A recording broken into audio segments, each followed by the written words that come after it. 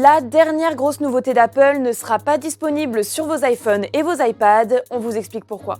Lors de la WWDC du 8 juin, sa conférence annuelle, Apple a présenté Siri AI, une version nettement améliorée de Siri capable d'assister ses utilisateurs dans de nombreuses tâches. Écriture automatisée, conversation fluide et réponses écrites à partir de nombreuses données, ces nouvelles fonctionnalités concernent quasiment tout le monde, sauf l'Union européenne.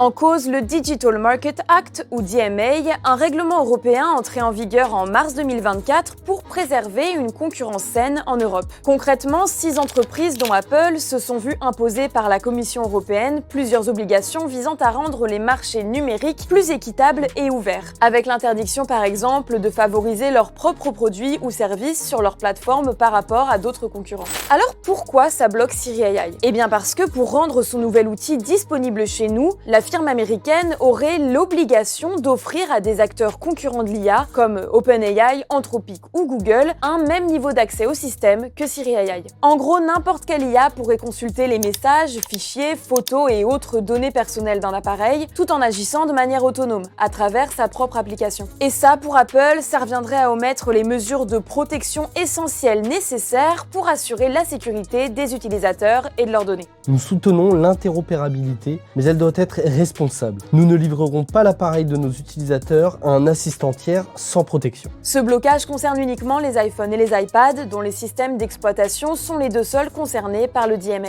Une vraie épine dans le pied pour Apple, qui assure avoir proposé à la Commission européenne plusieurs solutions pour résoudre le problème. Au cours des derniers mois, les organismes de réglementation de l'Union européenne n'ont accepté aucune des solutions proposées par Apple pour introduire Siri AI dans l'Union européenne, tout en prenant en charge d'autres assistants virtuels de manière sécurisée. De son côté, l'Union européenne a assuré le 9 juin que la décision de ne pas déployer Siri AI dans l'Union européenne était de l'entière responsabilité d'Apple, et que la firme avait tout simplement été incapable de développer une solution d'interopérabilité compatible avec les règles européennes.